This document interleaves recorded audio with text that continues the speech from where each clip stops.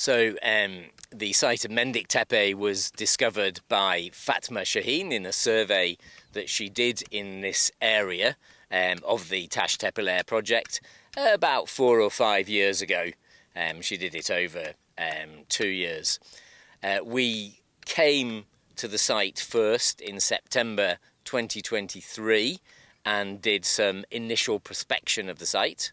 Proje Fatma Şahin hocamız tarafından Taş Tepeler Projesi kapsamında yapılan bir yüzey araştırması sırasında bulunuyor Mendik.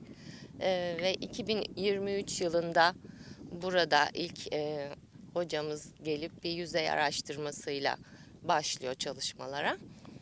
And then last year, in August 2024, we started excavations at the site for the first time. So this year is our second year, and we started about 10 days ago. Geçen sene Ağustos ayında da ilk olarak kazılara başladık. Bu sene de ikinci senemiz, kazı senemiz. So last year we put some trenches in, one behind me for example, and we started to discover buildings immediately.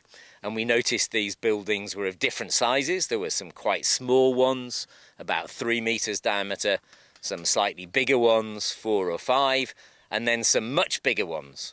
So our plan for this year was to try and understand these different buildings and why they were of different sizes. Geçen sene açmalar açtık birkaç tane ve bu açmaları açar açmaz birçok bina bulduk. Binaların bazıları büyük, bazıları küçüktü. Şimdi bu sene bu farklılıkların neden olduğunu anlamaya çalışacağız. For example, we had the idea that maybe the smallest ones were special purpose buildings for storage or food preparation, for example. Maybe the slightly bigger ones, about 4 or 5 meters, might be like houses. And then the big question is, what are the biggest buildings for? Are they special purpose for ritual, like at some of the other Taş Tepeler sites, or are they very big houses for different types of households?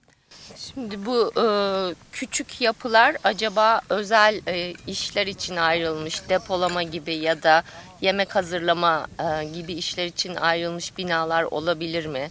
4-5 metrelik olan yapılar konut olabilir mi?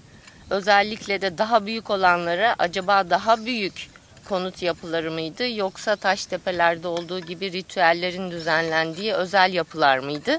Bunları anlamaya çalışacağız. Just at the moment, just behind me, we're digging one of these bigger buildings, and it's turning out to be very interesting. They're not just bigger in size, but the walls are much more substantially constructed of very big stones. So that suggests they are, the biggest ones may be special in some way. Tam arkamızdaki açmada olan büyük binada mesela o hem büyüklüğü hem de taşlarının daha özel, daha sağlam ve daha büyük olması dikkat çekici.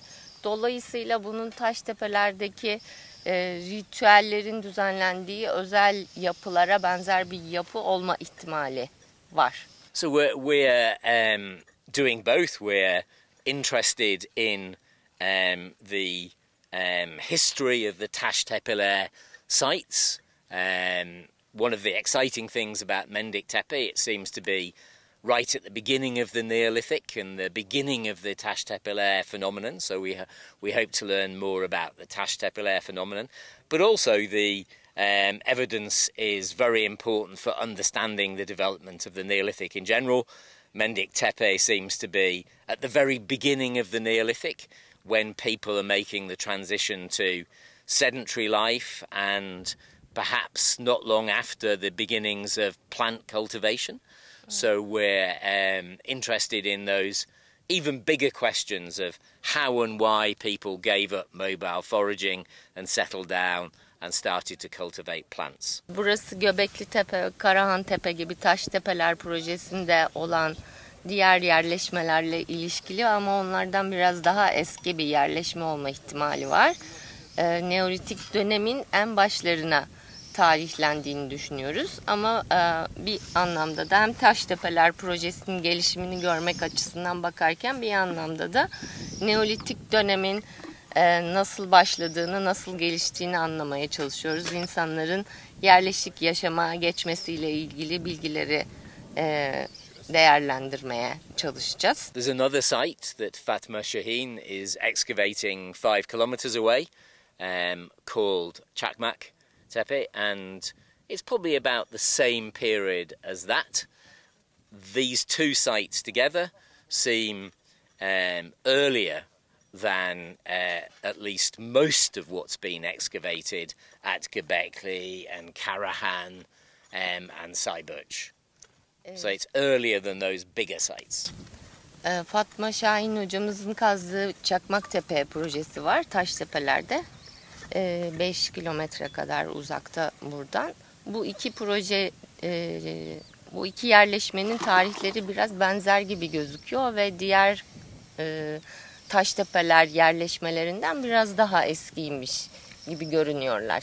So we expect exciting discoveries about some of the things that I've talked about already.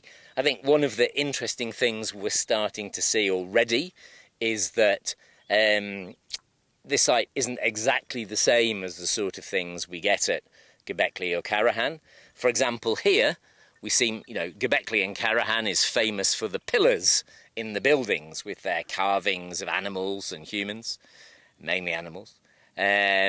Those pillars are T-shaped pillars. Here we seem to have pillars, but they're smaller and they're not T-shaped. So already there's interesting features of the architecture that are a bit different. Göbeklitepe, Karahantepe gibi yerleşmelerde büyük T biçimli dikili taşlar görüyoruz.